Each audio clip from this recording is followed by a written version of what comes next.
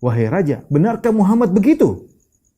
Qala waihaka ya Amr, celaka engkau ya Amr bin As. Ati'ni watba'hu, sudah kau turut saja sama saya dan ikuti dia.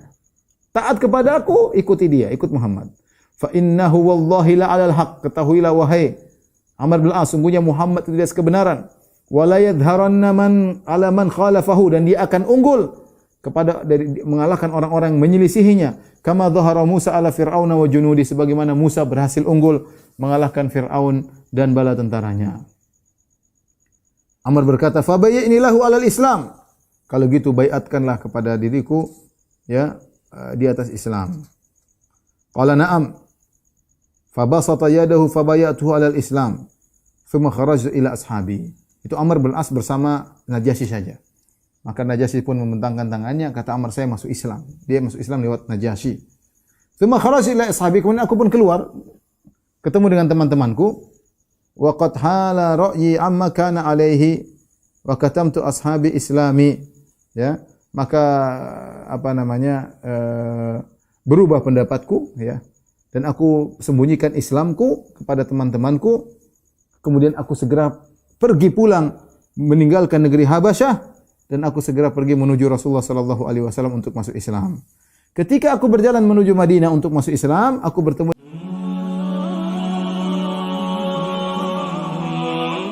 pada bulan pada tahun kedepannya, tahun 7 Hijriah. Yang kita sebutkan ada beberapa kejadian setelah perjanjian atau setelah umrah tersebut. Di antara kejadian yang terjadi setelah umrah tersebut adalah menikahnya Nabi sallallahu alaihi wasallam dengan Maimunah bintul Harith radhiyallahu taala, dan ini istri Nabi sallallahu alaihi wasallam yang terakhir yang Rasulullah SAW nikahi, yaitu istri Nabi yang ke-11. Yang kita tahu duanya sudah meninggal, yaitu Khadijah radhiyallahu anha dan Zainab bintu Khuzaimah, sehingga tinggal 9 orang istri Nabi sallallahu alaihi wasallam. Inilah istri Nabi yang ke-9.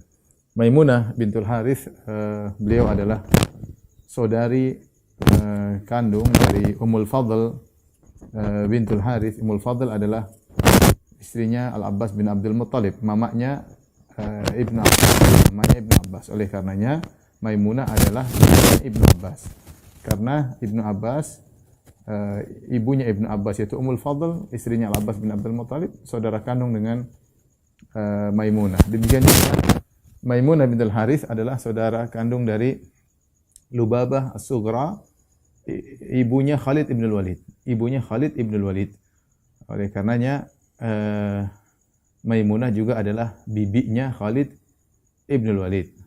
Demikian juga Maimunah memiliki saudara seibu, yaitu Asma dan Salma bintai Umais, yaitu Asma bintu Umais ya, yang merupakan istrinya Ja'far bin Abi Thalib ya, radhiyallahu taala anhu, yang kemudian Ja'far meninggal dinikahi oleh Abu Bakar, kemudian Abu Bakar meninggal dinikahi oleh Ali bin Abi Thalib. Jadi mereka inilah saudara-saudara yang saudari-saudari yang dipuji oleh Nabi sallallahu alaihi wasallam ya. Nabi sallallahu alaihi wasallam pernah bersabda, al-akhawat mu'minat, saudari-saudari yaitu saudari-saudari wanita yang merupakan wanita-wanita mukminah, yaitu Maimunah bintul Harith ya, Maimunah, kemudian Ummul Fadl dan Asma bintu Umais. Mereka ini 3 bersaudara. Adapun Maimunah dan Ummul Fadl saudara sekandung, adapun Asma bintu Umais adalah saudari seibu. Nabi menikahinya setelah Nabi sallallahu alaihi wasallam selesai dari Umratul Qadha. Setelah selesai Umratul Qadha, Nabi sudah dalam kondisi halal, yaitu bukan dalam kondisi ihram.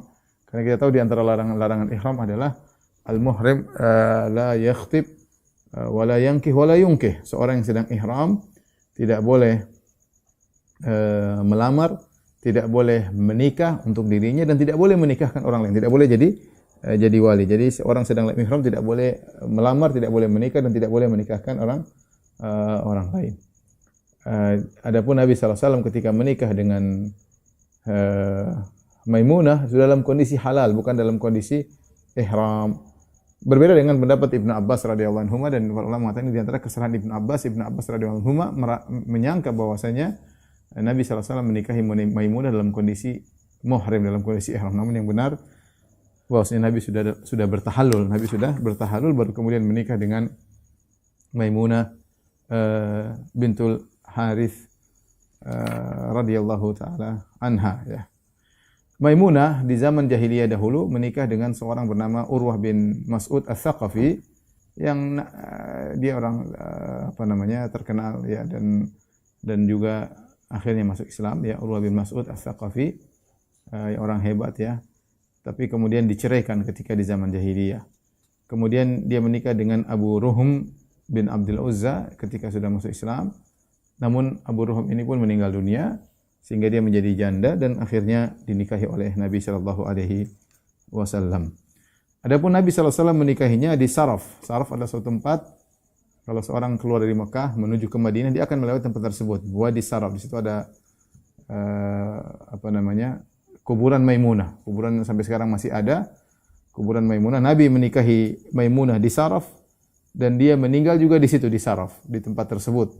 Ya, dari jalan Mekah menuju kota Madinah tidak begitu jauh, beberapa mil melewati tempat yang namanya Saraf. Disitulah ada lokasi kuburannya Maimunah. Disitulah Maimunah dulu dinikahi oleh Nabi sallallahu alaihi wasallam. Disitulah kuburan Maimunah radhiyallahu taala anha.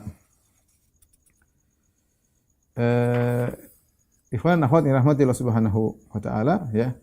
Tadi kita sebutkan di antara keistimewaan Maimunah, Rasulullah SAW memujinya dengan mengatakan al-akhawat mu'minat. Saudara-saudari yang mereka mukminah, Maimunah Ummul Fadl, istrinya Al-Abbas bin Abdul Muttalib dan Asma binti Umais. Kemudian juga di antaranya Aisyah pernah berkata radhiyallahu taala anha, "Zahabat wallahi Maimunah wa kanat min atqana lillah." Maimunah telah meninggal dunia dan demi Allah dia adalah orang yang paling bertakwa di antara kami. Wa awsalina lirrahim. Ini adalah wanita yang paling menyambung silaturahmi. Beliau Maimunah wafat pada tahun 51 Hijriah di Saraf ya, di tempat Nabi menikahinya ya. Kemudian dikuburkan di sana.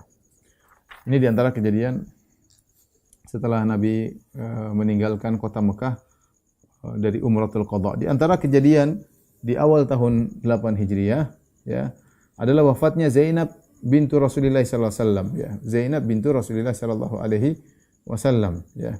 Zainab sebagaimana pernah kita ceritakan adalah istri dari Abul As bin Rabi' yang di mana Khadijah radhiyallahu anha yang memberikan ide kepada Nabi untuk menikahkan Zainab, itu putri tertua Nabi sallallahu alaihi wasallam dengan Abul As dan Abul As adalah ponakannya Khadijah dan dia tadi putri tertua Nabi sallallahu alaihi wasallam. Kemudian dia punya anak namanya Umamah ya, ada juga laki-laki namanya Ali ya, tetapi kedua-duanya wafat di zaman hidupnya Rasulullah sallallahu alaihi wasallam.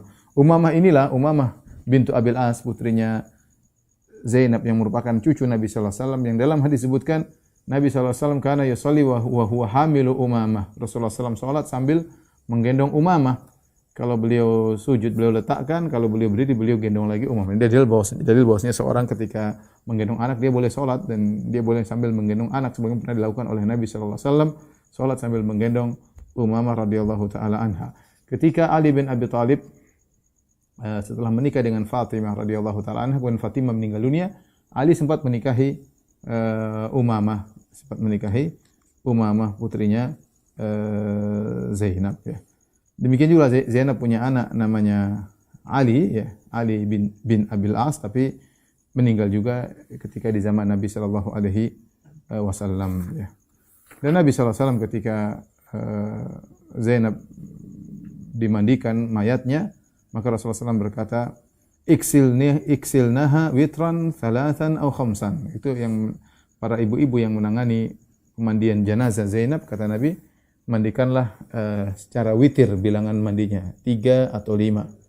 Ya, wa ja'alna fil khamisah kafuran, dan mandian kelima dikasih kafur ya. Au syai'an min kafur, atau sebagian dari kafur. Fa idza ghasaltunnaha fa'alimnani, kalau kalian sudah selesai memandikan putriku, kabarkanlah kepadaku ya. Tapi di antara kejadian setelah Umratul Qadha adalah pengharaman khamar. Khamar bir ya diharamkan agak belakangan ya, sekitar tahun 8 Hijriyah, yaitu pengharaman secara total. Ya, secara total. Adapun khamar pengharamannya adalah secara bertahap. Kenapa bisa demikian? Karena khamar ini adalah suatu minuman yang sangat digandrungi oleh orang-orang Arab. Oleh karenanya pengharamannya termasuk di terakhir ya. Termasuk di terakhir karena betapa beratnya mereka meninggalkan khamar. Ya, kan saya sering sampaikan bahwasanya orang-orang Arab dahulu mereka membuat buku-buku yang disebut dengan syair-syair disebut abyat khamriyah, yaitu bait-bait syair yang berkaitan dengan khamar ya. Sampai mereka buat syair-syair khusus berkaitan dengan khamar karena mereka begitu mengandungi khamar. Mereka sebutkan tentang warna khamar tersebut, tentang cawannya, tentang bagaimana mereka minum khamar, sampai akhirnya mereka sebut bagaimana di antara mereka ada yang bangkrut gara-gara khamar. Kalau saya boleh katakan di zaman tersebut khamar adalah minuman tanda keberhasilan. Seorang kalau punya khamar berarti dia nyaman dan dia berhasil. Sehingga dan itu diminumi oleh para sahabat ya. Para sahabat dulu minum karena dulu halal. Dulu halal. Oleh karenanya pengharamannya tidak langsung secara tiba-tiba ya. Oleh karenanya Aisyah mengatakan ketika kami di Mekah seandainya turun ayat la tasyrabul khamar atau la taznu, jangan minum khamar, jangan berzina, maka orang-orang tidak akan meninggalkan khamar dan tidak akan meninggalkan zina. Tapi ayat-ayat yang turun di Mekah pertama kali adalah tentang jannah wan nar, tentang akidah. Agar orang-orang akidahnya kokoh. Ketika sampai tahun 8 Hijriah baru diharamkan khamar, maka mudah bagi para sahabat untuk meninggalkan karena akidah mereka sudah kokoh. Ya. Adapun proses pengharaman khamar ada 4 marhalah. Marhalah pertama, Allah hanya menyebutkan tentang khamar dan Allah gandengkan dengan rizki yang baik. Seakan-akan khamar adalah lawan daripada rizki yang baik. Tapi tidak ada hanya sekedar isyarat, tidak ada pengharaman. Allah Subhanahu wa taala berfirman dalam surat An-Nahl ayat 67, "Wa min thamaratin nakhili wal a'nabi tattakhiduna minhu sakaran wa rizqan hasana." Kata Allah Subhanahu wa taala, dan di antara buah-buah dari pohon korma dan juga buah-buah dari pohon anggur, tattakhiduna minhu sakaran. Kalian menjadikan dari buah anggur dan buah korma tersebut sakaran, yaitu khamar. Wa rizqan hasana, dan juga kalian menjadikannya sebagai rezeki yang baik. Di sini khamar tidak diharamkan, tapi Allah pertama kali sebutkan khamar dalam Al-Qur'an, Allah bandingkan dengan rezeki yang baik. Seakan-akan khamar bukan termasuk dari rezeki yang baik, tapi belum ada pengharaman. Cuma penyebutan secara isyarat. Ya tattakhiduna minhu aw min thamaratin nakhili wal a'nabi tattakhiduna minhu sakaran wa rizqan hasana. Buah-buah korma dan buah-buah anggur kalian ambil dari buah-buah tersebut, kalian jadikan bir dan kalian jadikan rezeki yang baik ya. Tidak ada pengharaman terhadap khamar, tapi disebutkan seakan-akan dia adalah oposisi daripada rezeki yang baik ya. Oposisi rezeki yang baik, seakan-akan khamar haram tapi belum ada pengharaman, cuma isyarat saja. Ini pertama, marhalah pertama. Marhalah yang kedua ya, yaitu ketika orang-orang bertanya tentang khamar, mulai ada kegelisahan dari mereka. Ya, karena khamar rupanya menimbulkan ini, menimbulkan ada problem-problem yang timbul gara-gara khamar. Maka mereka bertanya kepada Nabi sallallahu alaihi wasallam, "Yas'alunaka 'anil khamri wal maisir." Mereka bertanya kepada kau tentang hukum khamar dan perjudian. "Qul fihima itsmun kabiru wa manafi'u lin-nas." Katakanlah bahwasanya pada keduanya, perjudian dan khamar, ada dosa besar. Wa manafi'u lin-nas, meskipun ada manfaat-manfaat bagi manusia, wa itsmuhuma akbaru min naf'ihima. Tetapi dosanya lebih besar daripada manfaatnya. Dosanya lebih besar daripada manfaatnya. Sebagian ulama seperti Ibnu Katsir dan yang lainnya menyebutkan tentang keutamaan khamar, yaitu dari sisi duniawi. Dari sisi duniawi, mungkin khamar membantu pencernaan, mungkin khamar menghangatkan badan, mungkin khamar membuat kelezatan, khamar membuat melupakan sebagian perkara-perkara yang menyedihkan ya. Ada manfaat-manfaat duniawi yang berkaitan dengan khamar. Manfaat tersebut banyak mungkin berkaitan dengan khamar. Mungkin sebagian orang bisa jadikan khamar sebagai obat. Tetapi kata Allah, wa itsmuhuma akbaru min naf'ihima, bahwasanya dosanya lebih besar daripada manfaatnya. Artinya dosanya berkaitan dengan akhirat ya. Manfaat tersebut manfaat duniawi, tapi dosa berkaitan dengan akhirat membuat orang lupa. Sehingga orang tidak ingat, kehilangan akalnya, sulit bagaimana beribadah kepada Allah, sementara tidak bisa orang gila beribadah. Ini marhalah kedua, belum juga ada pengharaman, masih ada perbandingan saja tentang manfaat khamar dengan kemudaratan khamar. maka Allah menyatakan benar manfaat itu ada, khamr ada manfaatnya, tapi itu perkara duniawi. Namun mudaratnya lebih besar berkaitan dengan ukhrawi. Marhala yang berikutnya, marhala yang ketiga. Sudah ada pengharaman khamr namun muakkad, ya, temporal saja ya, hanya sekedar tempo tertentu, tidak seterusnya. Yaitu kapan? Tidak boleh seorang minum khamar kalau menjelang salat. Khawatir kalau mereka salat dalam kondisi mabuk, maka tidak tahu apa yang dibaca. Allah Subhanahu wa taala berfirman dalam surat An-Nisa, "Ya ayyuhalladzina amanu la taqrabus salata wa antum sukara hatta ta'lamu ma taqulun." Wahai orang yang beriman, janganlah kalian mendekati salat, ya, yaitu jangan salat sementara kalian dalam kondisi mabuk sampai kalian tahu apa yang kalian ucapkan. Jadi kalau orang minum khamar ba'da maghrib enggak boleh karena dia pasti mabuk. Isya nanti dia mabuk, enggak boleh. Minum khamar ba'da zuhur juga enggak boleh, dia pasti akan mabuk pada asar. Salat asar dia pasti mabuk. Tapi kalau minum khamar ba'da subuh, mungkin zuhur sudah sadar. Jadi kalau minum khamar ada ba'da subuh boleh minum khamar, atau ba'da isya minum khamar, subuh sudah sadar. Minum khamar ba'da subuh, zuhur sudah sadar. Adapun minum khamar ba'da zuhur, adapun minum khamar ba'da asar, adapun minum khamar ba'da maghrib tidak mungkin. Karena dia akan teler pada waktu salat berikutnya dan Allah larang. Adapun sebab turunnya ayat ini, kenapa diharamkan khamar, ya, ketika hendak salat, di antaranya diriwayatkan Tirmidzi, Abu Dawud dan Tahawi dalam Syarah Mushkilil Athar dengan sanad yang sahih dari Ali bin Abi Thalib. Ali bin Abi Thalib radhiyallahu anhu cerita, "Sana alana Abdurrahman bin Auf ta'aman."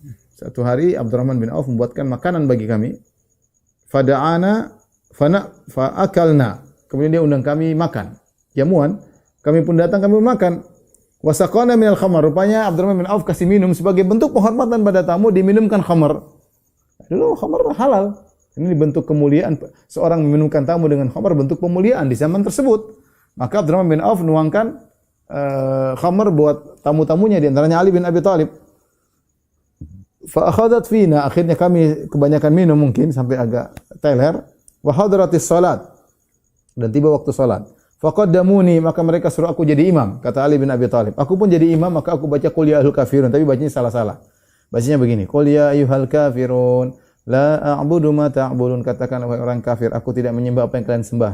Wa nahnu na'budu ma ta'budun, dan kami sembah apa yang kalian sembah.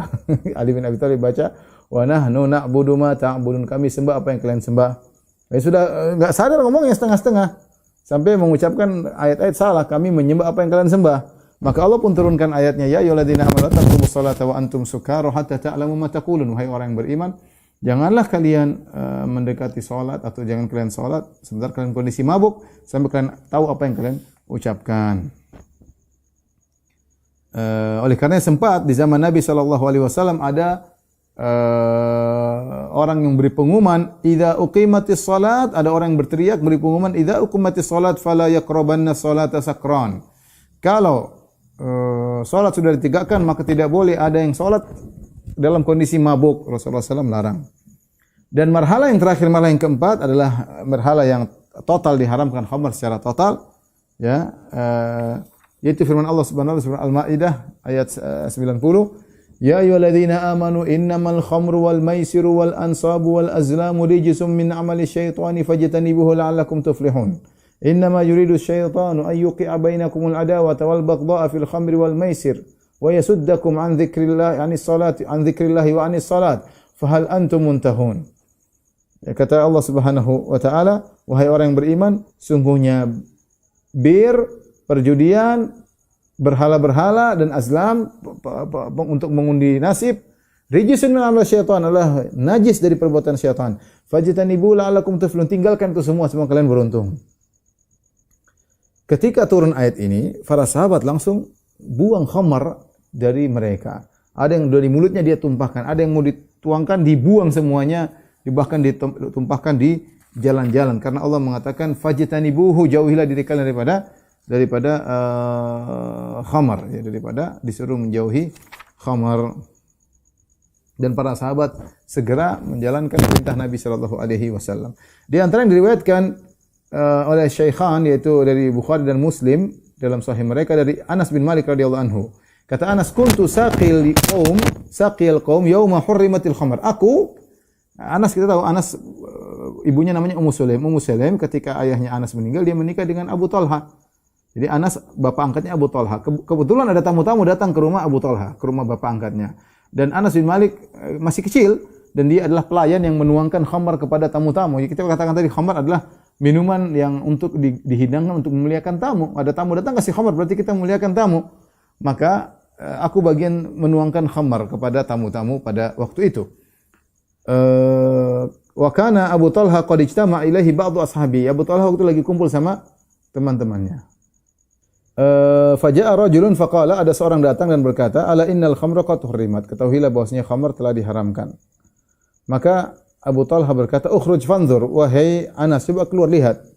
Maka aku pun keluar, aku pun melihat di luar rumah. Fasami'tu munadiyan yunadi. Tahu-tahu ada orang yang berteriak memberi pengumuman, ala innal khamra qad hurrimat.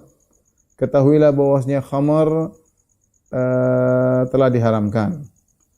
Maka aku pun mengabarkan kepada Abu Talha, qala idhhab fa ahrikha.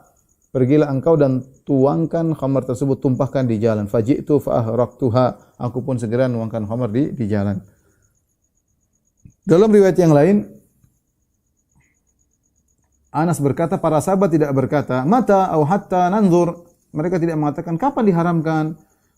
Coba kita lihat dulu. Mereka langsung bilang buang itu khamar semuanya. Buang itu khamar semuanya. Menunjukkan para sahabat ketika dikasih tahu tentang khamar haram, mereka langsung membuangnya. Ada yang di mulutnya langsung dituang, dimuntahkan ya.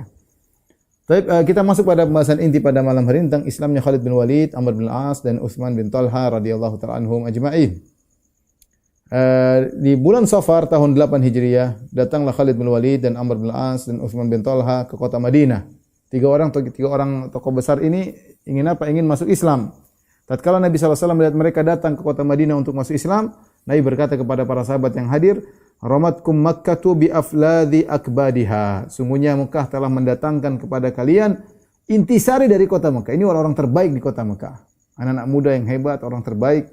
Khalid bin Walid, Amr bin Al-As dan Utsman bin Talha radhiyallahu ta'ala anhum ajma'in. Akhirnya mereka masuk Islam. Baik, bagaimana kisah mereka masuk Islam? Kita dengarkan Amr bin As bercerita tentang kisah bagaimana mereka masuk Islam kepada Nabi sallallahu alaihi wasallam. Al-Imam Ahmad meriwayatkan dalam musnadnya dengan sanad yang hasan, Amr bin As berkata radhiyallahu anhu, ya, lamman sarafna minal ahzab anil khandaq jama'tu rijalan min Quraisy. Ketika kami meninggalkan kota Madinah setelah perang Ahzab, perang Khandaq yang ketika itu orang-orang kaum musyrikin dihantam oleh angin yang Allah kirimkan dan mereka dalam kondisi porak-poranda ya, dan mereka akhirnya pulang dengan tidak ada hasilnya sama sekali, kemudian dalam kerugian ya. Ketika mereka pulang dari perang Khandaq, kata Amr bin As, jama'tu rijalan min Quraisy kanu yarawna makani. Aku kumpulkan beberapa orang dari Quraisy yang mereka memandang diriku. Artinya mereka menghormati Amr bin As. Wa yasma'una minni, dan mereka mendengar. Amr bin As ini orang cerdas, orang paling cerdas, termasuk orang paling cerdas di antara orang Quraisy. Makanya ketika Abu Jahal tahu bahwasanya ada sebagian sahabat pergi berlindung ke Raja Najasyi, siapa yang dikirim? Dikirim adalah Amr bin As untuk memprovokasi Raja Najasyi agar mengusir kaum muslimin. Karena Abu Jahal tahu Amr bin As jago berbicara, orangnya cerdas, pandai menghadapi kondisi dalam pembicaraan. Ya, oleh karenanya Amr bin As berkata setelah perang Khaybar, aku kumpulkan orang-orang yang di mana mereka memandang kedudukanku, diskusi. Wa isma'una min, mereka mendengar dariku. Fakultu lahum, aku berkata, ta'lamun wallahi inni la ara amra Muhammadin ya'lul umura uluwan kabiran. Kita sudah sama-sama tahu. Demi Allah, kata Amr bin As, dia masih musyrik, dia berkata kepada teman-temannya, lihatlah perkara Muhammad telah mengungguli segala perkara dengan pengunggulan yang tinggi. Itu sudah Muhammad semakin maju, semakin hebat, pengikutnya semakin banyak. Wa inni qad ra'aitu ra'yan fama tarawna fihi. Aku punya ide, tolong beri masukan kepada aku. Bagaimana menurut kalian ideku ini?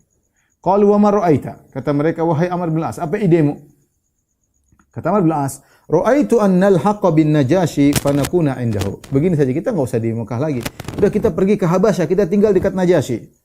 Fa in dhahara Muhammadun ala qaumina, kalau Muhammad ternyata menang menguasai kaum kita, menguasai menaklukkan Mekah, kunna inda Najasyi. Lebih baik kita tinggal sama Najasyi. Fa inna an nakuna tahta yadayhi ahabbu ilaina min an nakuna tahta yadayhi Muhammad. Lebih baik kita di bawah kekuasaan Najasyi daripada di bawah kekuasaan Muhammad. Kalau Muhammad menang, kita sudah di Najasyi aman. Wa in dhahara qaumuna fanahnu man qad arafu. Kalau ternyata Muhammad perang sama kaum kita Quraisy dan Muhammad kalah, falan ya'tiyana minhum illa khairan. Jadi kita tinggal pulang aja dan kita tahu kaum kita tidak akan berikan keburukan bagi kita, mereka akan berikan kebaikan bagi kita. Sudah, ini idenya Amr bin As. Kita sama-sama pergi ke Najasyi, nunggu apa yang terjadi berikutnya kepada Muhammad dan orang Quraisy. Kalau Muhammad menang, ya sudah kita tidak usah pulang, kita tinggal di Najasyi. Kalau Muhammad kalah, ya sudah kita gabung kembali lagi bersama orang-orang kafir Quraisy. Mereka mengatakan inna hadzal ra'yu, ini pendapat yang benar. Maka Amr bin As, mereka setuju rupanya. Kata Amr bin As, fajma'u lahu ma nuhdilahu. Kalau gitu kumpulkan hadiah untuk kita berikan kepada Raja Najasyi. Dan di antara hadiah yang paling dia sukai adalah min ardina al-udum, yaitu al-adim, yaitu maksudnya adalah kulit yang sudah disamak.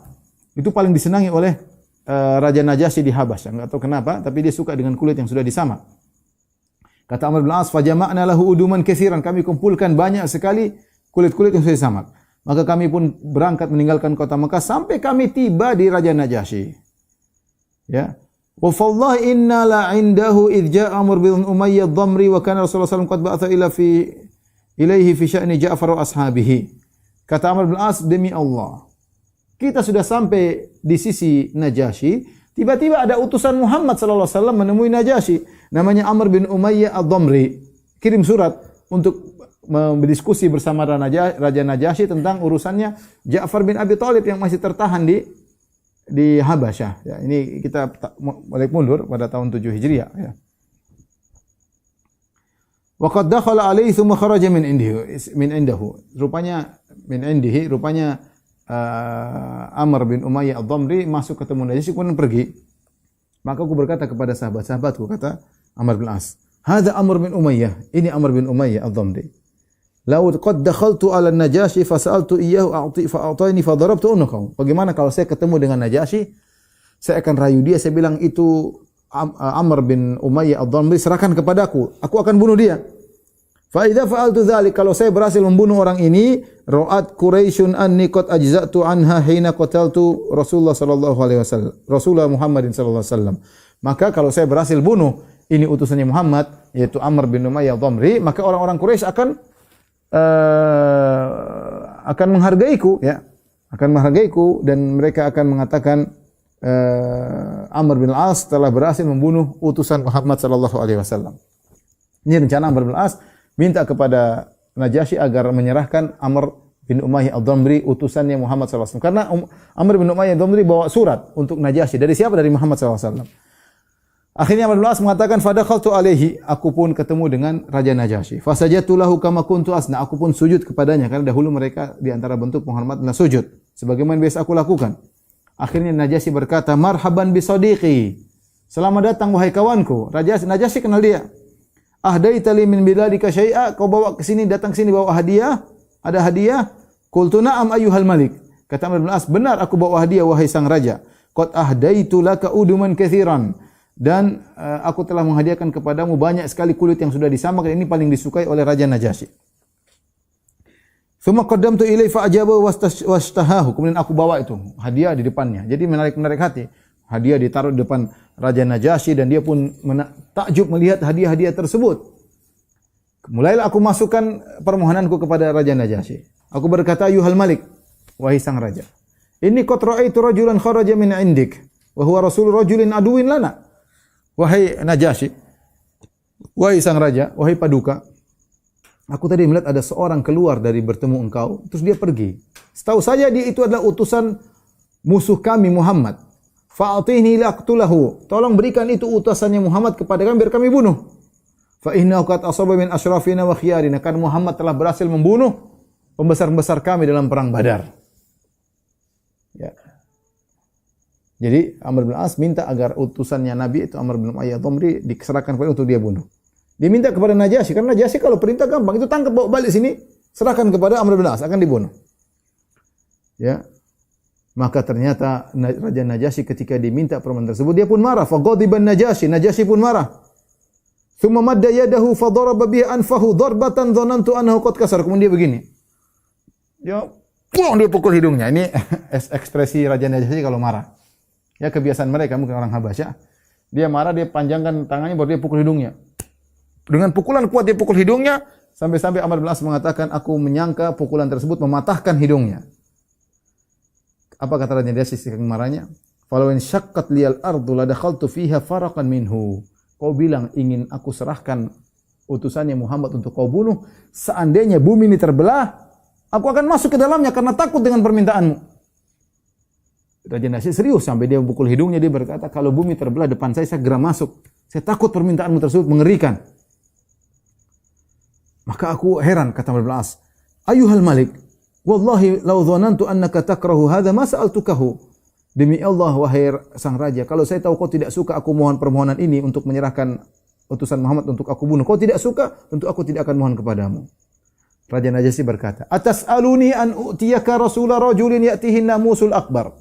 Apakah kau minta kepadaku untuk menyerahkan kepadamu utusannya seorang lelaki yang telah didatangi oleh Jibril? Alladzi kana ya'ti Musa litaqtulahu. Itu Muhammad pernah didatangi oleh Jibril, yang Jibril pernah datang kepada Musa. Terus kau minta utusan Muhammad untuk kau bunuh dia?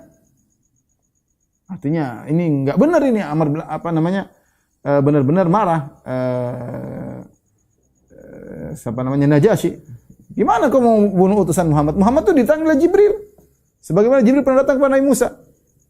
Faqala Amr bin As kaget mendengar pertanyaan Najasyi. Ayuhal Malik, akadzaka huwa? Wahai raja, benarkah Muhammad begitu? Qala waihaka ya Amr, celaka engkau ya Amr bin As. Ati'ni watba'hu, sudah kau turut saja sama saya dan ikuti dia. Taat kepada aku, ikuti dia, ikut Muhammad. Fa innahu wallahi la 'alal haqq, ketahuilah wahai Amr bin As, sungguhnya Muhammad itu di atas kebenaran. Wa la yadhharanna man 'ala man khalafahu, dan dia akan unggul kepada dari mengalahkan orang-orang yang menyelisihinya, kama dhahara Musa ala Fir'auna wa junudi, sebagaimana Musa berhasil unggul mengalahkan Fir'aun dan bala tentaranya. Amr berkata, fa bayyini lahu alal Islam. Kalau gitu baiatkanlah kepada diriku ya di atas Islam. Qala na'am. Fa basata yadahu fa bayatuhu alal Islam. Thumma kharajtu ila ashabi. Itu Amr bin As bersama Najasyi saja. Maka Najasyi pun membentangkan tangannya, kata Amr, saya masuk Islam. Dia masuk Islam lewat Najasyi. Tsumma kharajtu ila ashabi, kemudian aku pun keluar ketemu dengan teman-temanku. Wa qad hala ra'yi amma kana alaihi wa katamtu ashabi islami. Ya, maka berubah pendapatku ya. Dan aku sembunyikan Islamku kepada teman-temanku. Kemudian aku segera pergi pulang meninggalkan negeri Habasyah. Dan aku segera pergi menuju Rasulullah sallallahu alaihi wasallam untuk masuk Islam. Ketika aku berjalan menuju Madinah untuk masuk Islam, aku bertemu dengan Khalid bin Walid. Dan itu terjadi sebelum menjelang Fatu Makkah tahun 8 Hijriah. Sementara Nabi sedang ingin berjalan menuju ke kota Makkah. Faqultu aina ya Aba Sulaiman? Hendak kemana aku pergi wahai Abu Sulaiman, wahai Khalid bin Walid?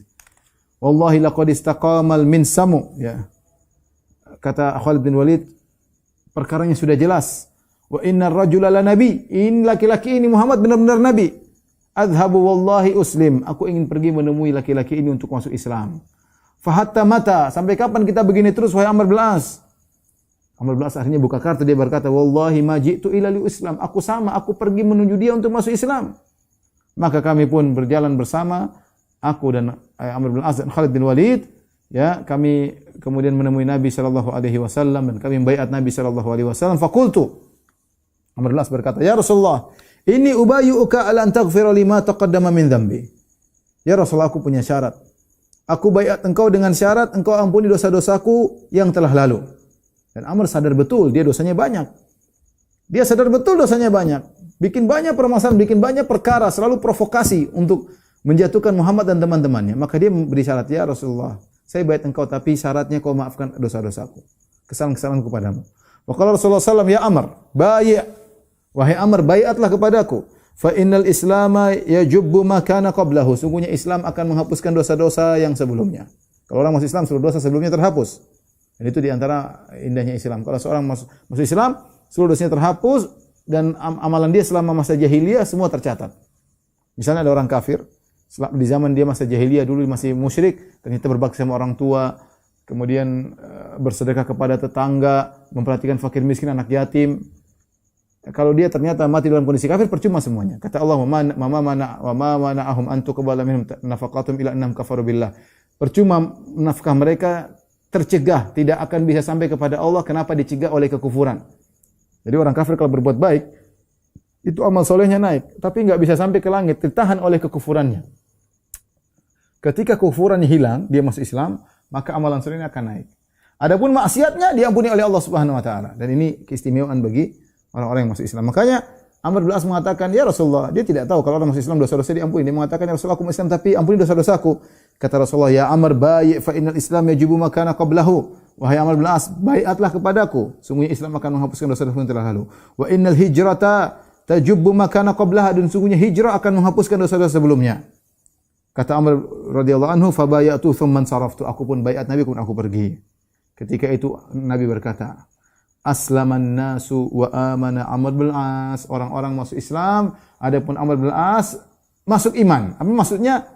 Nabi kata sebagian ulama bahwasanya banyak orang ketika setelah Fatu Makkah banyak orang masuk Islam awalnya karena ketakutan.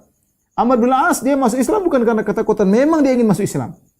Setelah dia kaget pembicaraan Najasyi, kemudian dia merenungkan apa yang dia renungkan, dia masuk Islam dengan sendirinya, bukan karena takut, bukan karena apa, tapi dia masuk Islam karena memang dia ingin masuk Islam. Di situ lah maka Nabi mengatakan aslaman nas wa amana Amr bin As. Kita tahu Islam dan iman lebih tinggi iman. Kata Nabi, orang-orang masuk Islam, Amr masuk iman. Itu Amr lebih hebat daripada manusia pada umumnya. Lihatlah bagaimana perkataan Amr bin As dalam Sahih Muslim. Perhatikan ya. Qala ma kana ahadun ahabba ilayya min Rasulillah. Tidak ada seorang pun yang lebih aku cintai daripada Rasulullah. Wala ajalla fi aini minhu, tidak ada seorang pun yang paling agung di depan mataku seperti Rasulullah sallallahu alaihi wasallam. Wa ma kuntu utiqu an amla aini minhu ijlalan lahu. Aku tidak mampu melihat Nabi lama-lama. Amr bin As ingin senang melihat wajah Nabi, tapi tidak mampu.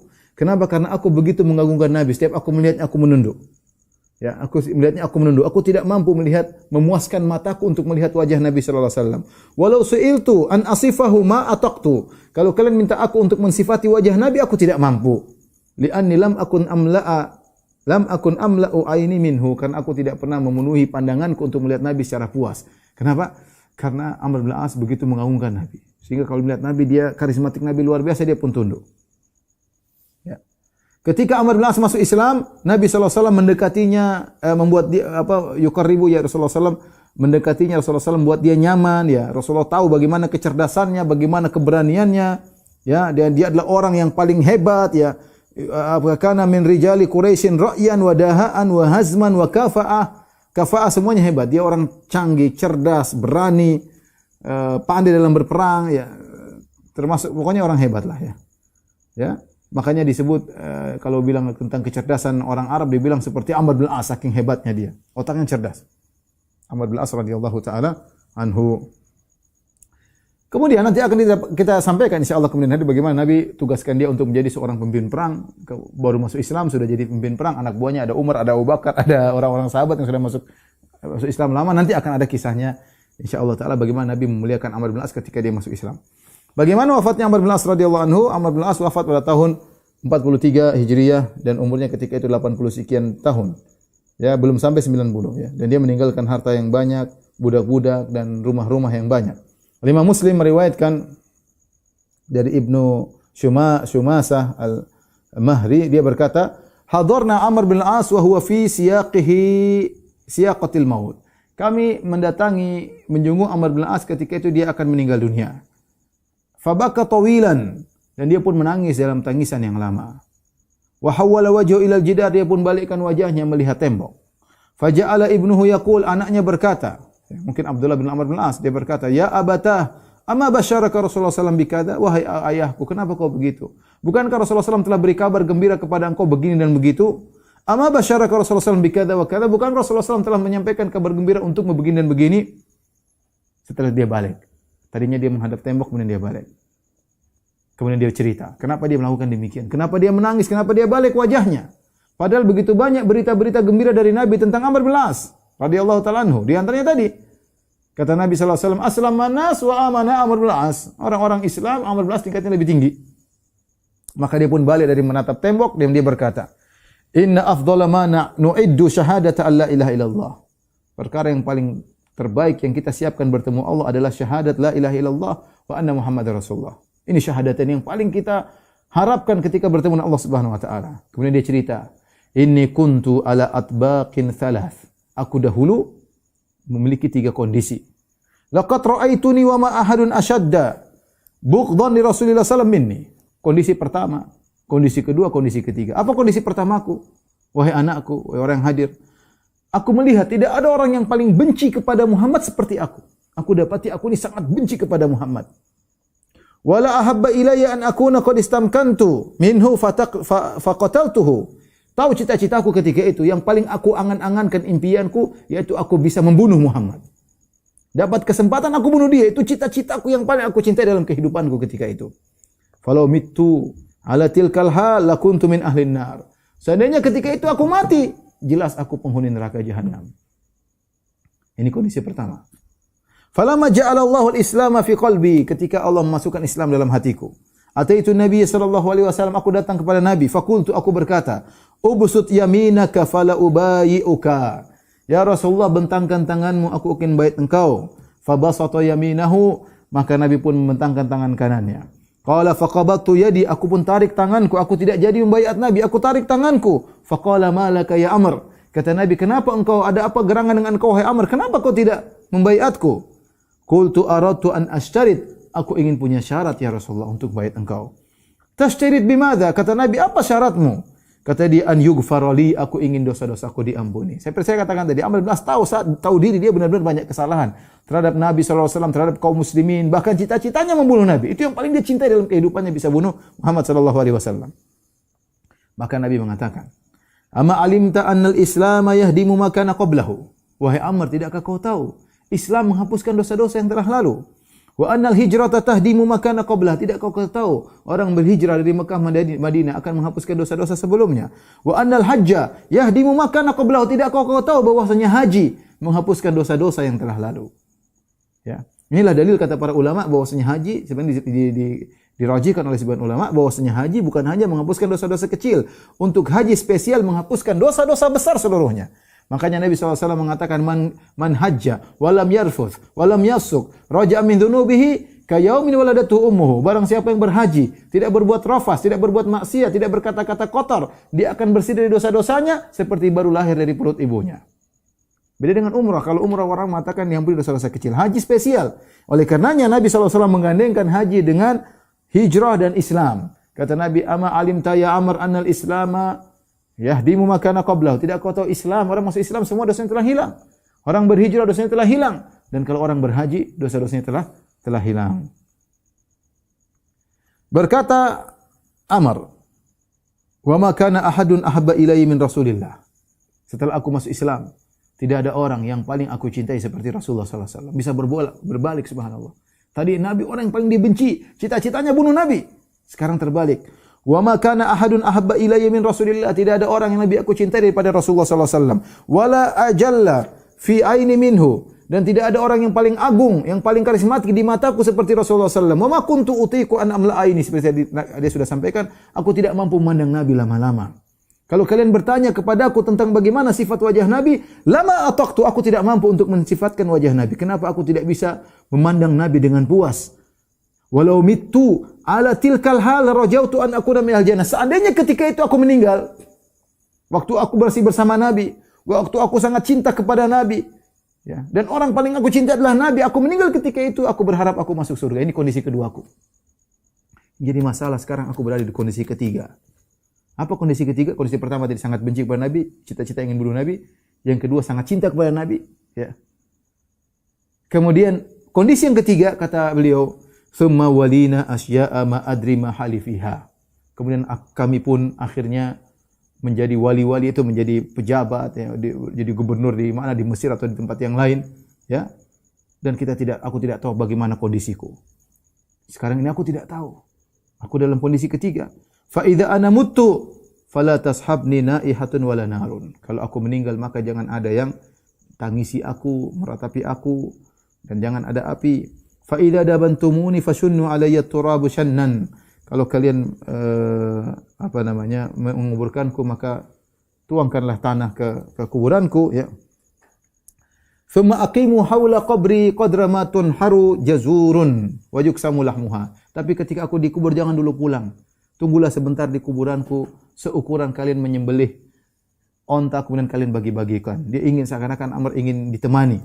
Hatta astasnisa bikum, agar aku ada teman dalam kuburan. Amr tahu dia di kuburan sendirian. Kalau masuk dia sendirian, dia bilang kalian jangan dulu pergi, ya. Karena saya ikhwan di antara kesedihan seorang sudah masuk alam barzakh, alam kubur. Orang-orang yang dia cintai yang tadinya sedang bersama dia kemudian pergi. Kemudian mulai meninggalkan kuburan. Bahkan disebutkan dia mendengar suara sandal orang-orang yang meninggalkannya. Betapa sedih hatinya, ya. Bayangkan istrinya, anaknya, teman-temannya tadi bersama dia. Kemudian mereka pergi dan dia dengar telapak kaki suara sandal yang semakin menjauh, semakin menjauh. Setelah itu datanglah malaikat Munkar dan Nakir untuk bertanya kepadanya. Kita akan mengalami itu. Kemudian berkata, Hasta asta'nisa bikum, kalian jangan dulu pergi. Tunggu aku di situ sekedar ukuran kalian menyembelih onta dan kalian bagi-bagikan. Segitu saja. Hatta asta'nisa bikum, sampai aku merasa dekat dengan kalian, yaitu kalian menemaniku. Wa anzura madza uraji'u bihi rasul rabbi, dan aku lihat bagaimana bisa aku jawab utusan Rabbku, yaitu malaikat Munkar dan Nakir. Inilah kondisi Amr bin As radhiyallahu taala anhu yang takutnya kepada Allah luar biasa, meskipun Nabi telah berikan pujian-pujian kepadanya. Bahkan anaknya ingatkan tentang bagaimana pujian Nabi sallallahu alaihi wasallam kepadanya, dan dia tetap takut kepada Allah Subhanahu wa taala.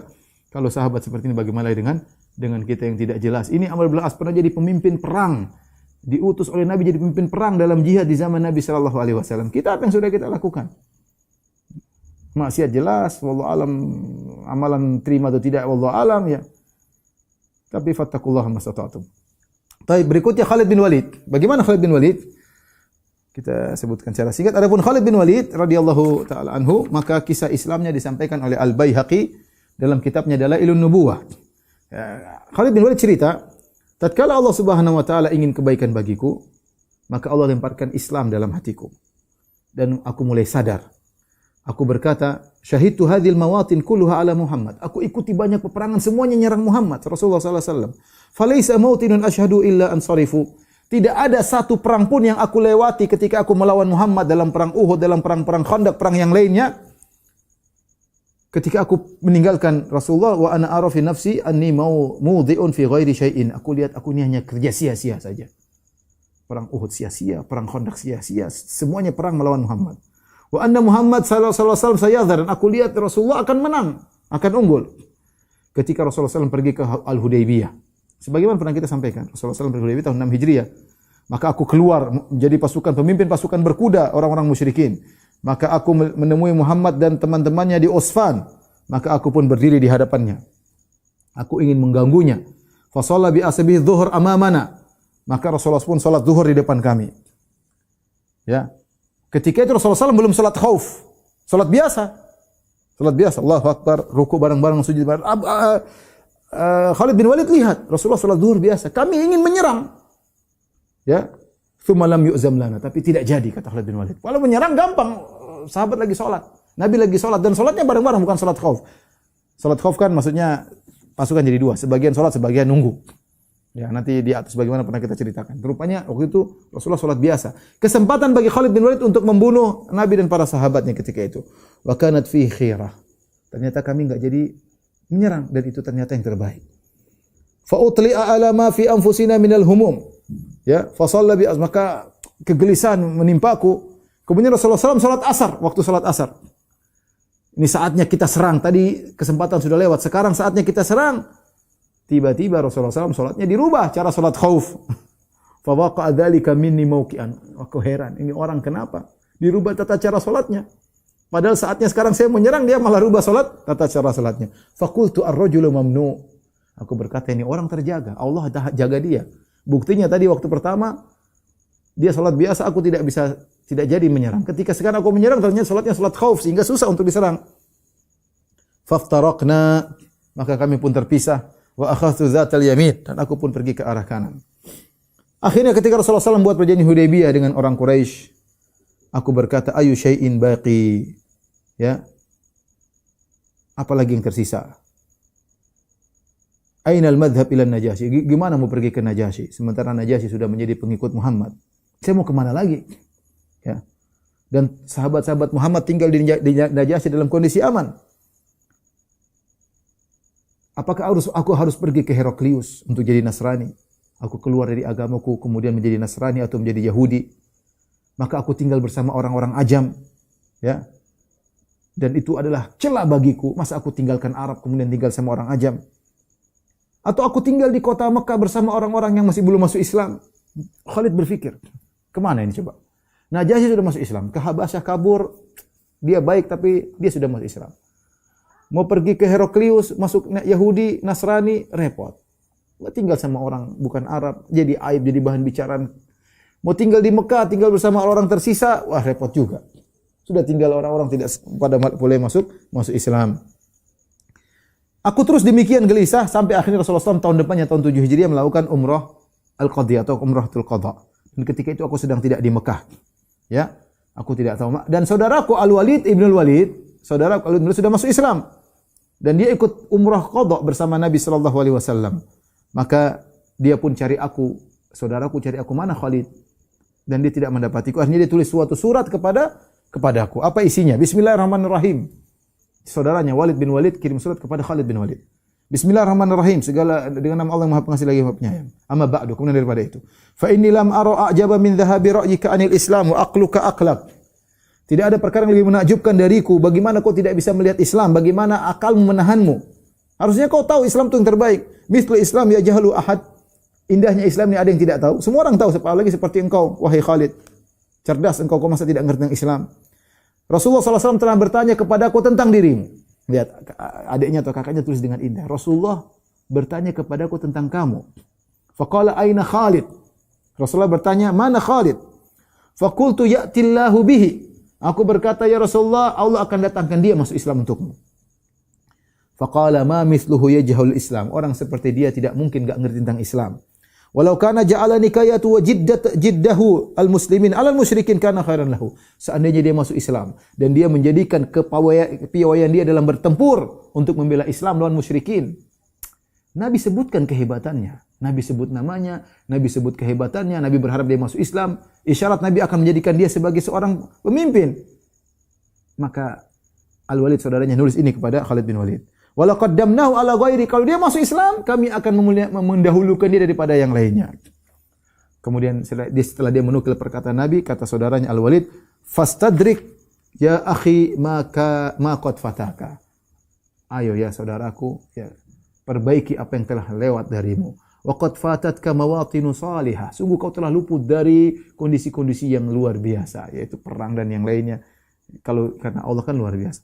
Maka Khalid berkata, ketika datang tulisan saudaraku tersebut, aku semangat untuk keluar dan aku semakin semangat untuk masuk Islam. Ya, aku semakin semangat untuk masuk Islam.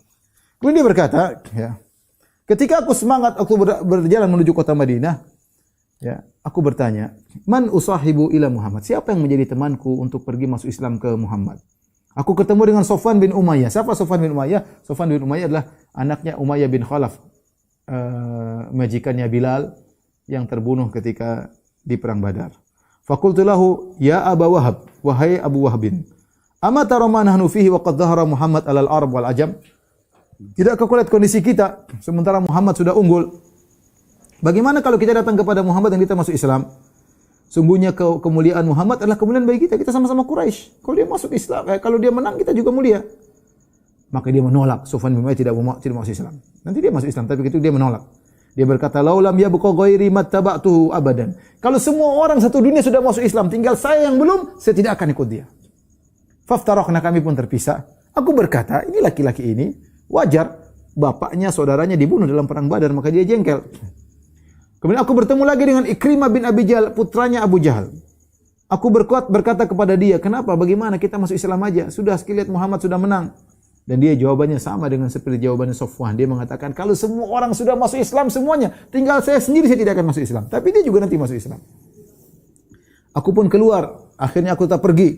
Aku siapkan kendaraan untuk menunggangan. Kemudian aku ketemu dengan Utsman bin Talhah. Ternyata dia pun ingin masuk Islam. Ya. Nah, aku cerita tadi ketemu dengan Safwan bin Umayyah, ketemu Ukrimah bin Abi Jahal, mereka menolak. Adapun Utsman bin Talha dia mengatakan aku masuk Islam. Kemudian kami pun berjanji untuk berangkat bareng. Ketika besoknya ya, setelah sebelum kami bertemu di waktu sahur, kemudian kami berangkat ya, berangkat. Ketika yang berangkat menuju Madinah, kami ketemu dengan Amr bin As. Ternyata Amr bin As berkata, "Marhaban bil qaum." Selamat datang wahai kaum. Kemana kalian hendak pergi? Apa yang buat kalian pergi? Kami berkata, ma akhrajana illa dukhul fil Islam wa ittiba'u Muhammad. Kami tidak keluar kecuali untuk masuk Islam dan mengikuti Nabi Muhammad. Kata Amr, wa dzakal ladzi aqdamani. Itu juga yang buat aku pergi ke sana. Akhirnya kami pun jalan bertiga menuju kepada Nabi sallallahu alaihi wasallam, ya. Maka Rasulullah SAW dikabarkan tentang kedatangan kami, maka beliau pun sangat gembira, maka dia pakai baju yang indah untuk menjamu kami. Falabis aku pun pakai baju yang indah.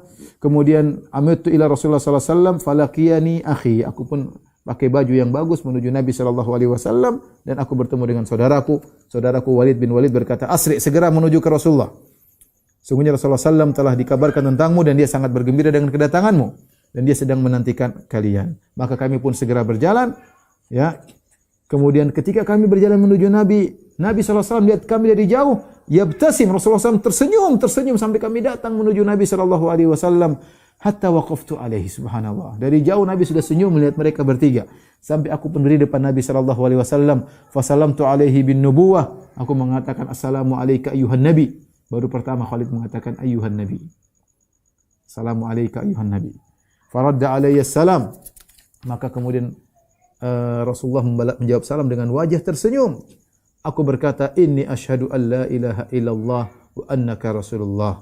Aku bersaksi bahwasanya engkau adalah tidak sembahan yang berhak disembah kecuali engkau. Ya Allah, tidak ada yang berhak disembah, tidak ada Tuhan selain Allah yang berhak disembah kecuali Allah, dan engkau adalah utusan Allah, Rasulullah sallallahu alaihi wasallam. Kemudian Rasulullah berkata, alhamdulilladzi hadaka. Segala puji bagi Allah telah beri petunjuk kepadamu. Qad kuntu aralaka aklan rajautu alla yuslimaka illa ila khair. Aku sudah pernah lihat wahai Khalid engkau orang yang cerdas dan aku yakin kecerdasanmu akan mengantarkan engkau kepada kebaikan. Aku berkata, wahai Rasulullah, ya, engkau sudah melihat bagaimana dulu aku menghadiri perang-perang sebelumnya. Aku menyerangmu, aku melawanmu, aku menentang menentang kebenaran, aku membela kebatilan. Fadu'ullaha yaghfiraha li. Aku mohon agar engkau berdoa kepada Allah agar mengampuni dosa-dosaku. Maka Rasulullah berkata, al-Islamu yajubu makana qablahu. Sungguhnya Islam menghapuskan dosa-dosa sebelumnya. Allahumma ighfir li Khalid bin Walid kullama awda'a fihi min saddin an sabilik. Nabi berdoa, ya Allah ampunilah Khalid bin Walid atas seluruh dosa-dosa yang telah dia lakukan sebelumnya untuk menghalangi manusia dari jalanmu. Ya Allah ampunilah Khalid bin Walid. Masuk Islamnya Khalid bin Walid dan Amr bin As memberikan pelajaran besar tentang hidayah, waktu, dan kerendahan hati. Keduanya adalah tokoh besar Quraisy, strategis, cerdas, dan punya pengaruh yang luas. Namun, keduanya baru memeluk Islam setelah melihat dengan mata kepala sendiri bagaimana kebenaran tak dapat ditahan dan bagaimana Allah memberi kemenangan demi kemenangan kepada Nabi Muhammad SAW. Dari kisah ini, kita belajar bahwa hidayah memiliki waktunya sendiri. Tidak datang karena kehendak manusia, tetapi karena Allah membuka pintu hati seseorang. Lebih dari itu, kisah mereka juga mengajarkan bahwa tidak ada istilah terlambat untuk memperbaiki hidup. Selama seseorang masih diberi nafas, pintu ampunan Allah selalu terbuka lebar. Khalid dan Amr membuktikan bahwa orang besar bukanlah yang tidak pernah salah, tetapi mereka yang berani mengambil keputusan terbaik ketika kebenaran telah jelas. Mereka meninggalkan kedudukan, gengsi, dan masa lalu yang amatlah kelam untuk bergabung dengan barisan iman. Ini juga menjadi pengingat bahwa siapapun bisa berubah. Bahkan orang yang dulunya keras memusuhi Islam bisa menjadi pejuang yang sangat dicintai oleh Allah. Tugas kita bukan menghakimi masa lalu seseorang, tetapi membuka pintu kebaikan dan tidak menutup kemungkinan bahwa Allah sedang menyiapkan perubahan besar dalam hidup mereka. Barakallahu fikum.